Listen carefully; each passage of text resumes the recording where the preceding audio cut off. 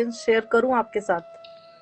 हाँ जी, हम बताइए। वृंदावन गए थे, मैं मेरी बेटी, मतलब हम 7-8 मेरी फ्रेंड्स हैं। हम जाते ही वृंदावन एवरी मंथ जाते हैं, ठाकुर जी की कृपा से। तो हम गए थे, चरण दर्शन होते हैं उनके, बिहारी जी के। जी। तो हम वहां गए, तो वहां पे मेरी बेटी भजन गा रही है, 12 साल 13 साल की है वो वहां बिहारी जी के मंदिर के बाहर भजन गा रही है, और मैं और मेरी सहेली अपनी धुन में नाच रहे हैं। जी। तो मैंने ठाकुर जी को बोला, मैंने कहा ठाकुर जी आज मन कर रहा है, 12:30 का टाइम था, कि आप आ जाओ, आपके साथ रास करने का मन कर रहा है बहुत। हमने ऐसे बोला, नाचते नाचते हम अपने रूम में चले गए। 12:30 बजे हमारे मतलब होटल का शटर डाउन हो गया, सब बंद हो गया। 12:30 बजे हमारे कमरे में नॉक हो, डर गए कि इतने बजे कौन आ गया। मेरी बेटी ने तो बैग उठा लिया कि कोई होगा, मैं मार दूंगी। हम्म।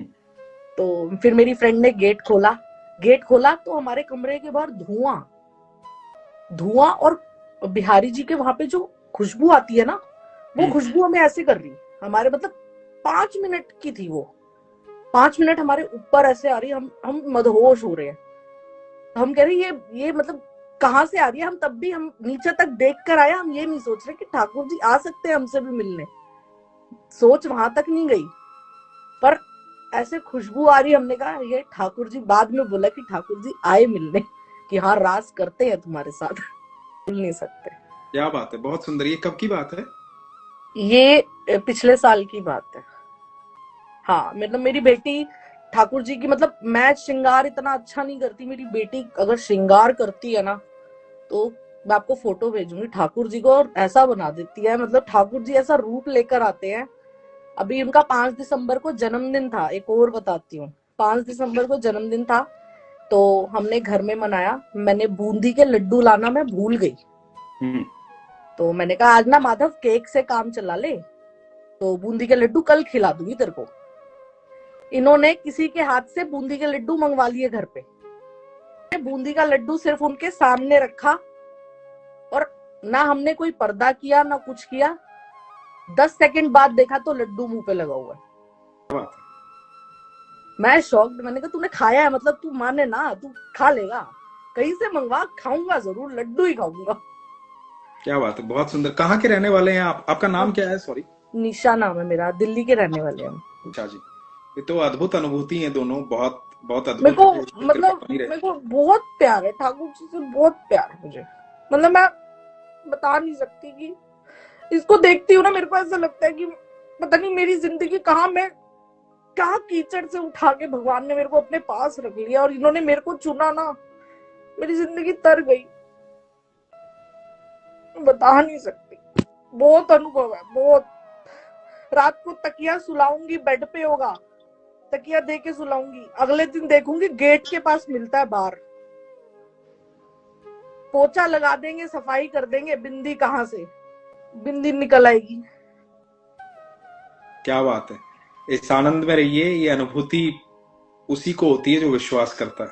मुझे बहुत विश्वास है, तो मतलब आपने वो नेत्र प्राप्त कर लिए हैं जो विश्वास के नेत्र हैं, जिनसे भगवान दिखाई देते हैं। मेरे को अगर कोई बोलता है ना कि तेरे को बीपी है, थायराइड है, तू भगवान से मांगती क्यों नहीं है, मैंने कहा मैं क्यों मांगू, उसको पता है कि मुझे क्या चाहिए, मैं नहीं मांग सकती। हाँ, एक चीज जरूर मांगती हूँ, मेरा बेटा नहीं है, पर हाँ मेरा अंतिम समय में मेरे को अग्नि देने तू ही आई हो माधव, बस मेरी ये दिल की इच्छा है कि मेरे को बस अग्नि ऐसी देने मेरा ऐसी माधव है। इच्छा एक बहुत पहले एक संत की भी थी, और उनकी इच्छा थी वो अपने आश्रम में अपने ठाकुर जी के विग्रह के साथ हमेशा रहते थे, उन्हें छोड़ के कहीं नहीं जाते थे। और वो कहते थे मेरा बेटा है, कहीं नहीं जाते थे, उन्हीं के साथ रहते थे। और कहते थे कि मतलब मेरा बेटा है, सिर्फ मेरा सब कुछ यही है, मेरा बच्चा यही है, और मेरा अंतिम संस्कार जो होगा वो इसी के हाथों से होगा।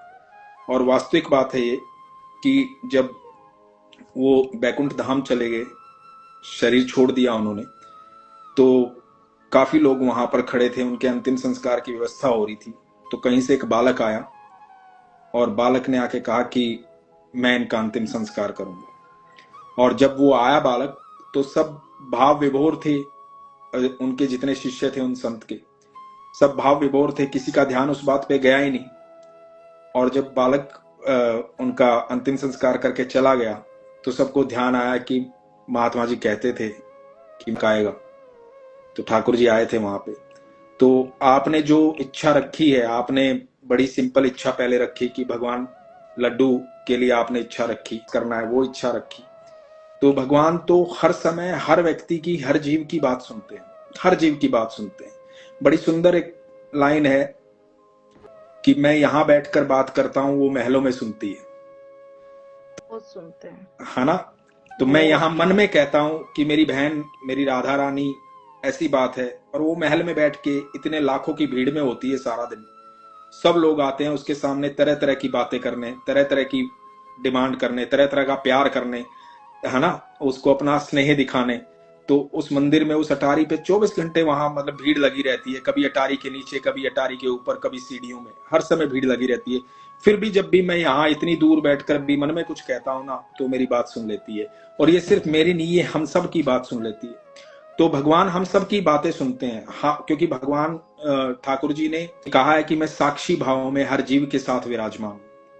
तो वो हर एक मतलब इस पे बहुत सुंदर कबीर जी ने कहा था कि उसको दोहे को, उसका हिंदी रूपांतरण है, ये कहा था कि एक छोटी सी चींटी के पैर में बंधा हुआ नुपुर, जो मतलब चींटी के पैर में बंधा हुआ घुंघरू, उसकी भी आवाज सुनता है मेरा साहिब। तो वो इतना उनका हर जीव पर इतना ध्यान है, पर आपका विश्वास होना चाहिए। और जब आपका विश्वास हो जाता है ना, तो आप यकीन मानिएगा, आपका हर पल, हर क्षण जो मन के भीतर भी चल रहा है ना, वो भी भगवान सुन रहे हैं। तो आप, ईश्वर आपको हमेशा अपने सानिध्य में इसी प्रकार रखे, इतने प्रेम में रखे। और आप निश्चिंत रहिए, जो हर कोई एक अलग आत्मा है। कहने को ये सारे संबंध हैं, पति, पिता, माँ, बाप और बेटा, पत्नी, ये सब संबंध हैं जो ईश्वर ने हमें उपहार स्वरूप दिए हैं इस दुनिया में। लेकिन हर एक अपने मार्ग पर हैं। आप किसी के मार्ग को बदल नहीं सकते, लेकिन आप किसी को सही मार्ग दिखला सकते हैं। तो आप स्वयं प्रकाशमान हैं, ऑलरेडी आप भगवान से इतनी कनेक्टेड हैं। ऐसा रखिए, और अपने तरफ से जो आप कर सकते हैं ना, अपने आसपास, अपने परिवार में जो भी आप कर सकते हैं, जिसको भी आप सही मार्ग दिखला सकते हैं, उसको आप ये मत कहिए कि ये मत करो, आप उसको ये कहिए कि ये करो। तो मत भक्त की तरफ, मतलब किसी और चीज से जोड़ भी सकते हैं। बिल्कुल, आप ईश्वर की तरफ उसका मुख मोड़िए। आप ये मत कहिए कि यहाँ मत चलो, यहाँ मत चलो। आप सिर्फ ये मार्ग दिखाइए कि यहाँ ईश्वर है, यहाँ रहिए। आपको सिर्फ वो मार्ग दिखाना है, बाकी सब अपने आप हो जाएगा। ठीक है भैया, ठीक है, ध्यान रखूंगी। तो ख्याल रखिए, ईश्वर आपको हमेशा खुश रखे। मैं अपने ठाकुर जी की फोटो भेजूंगी आपको, लड्डू वाली। बिल्कुल भेजिएगा। ठीक है।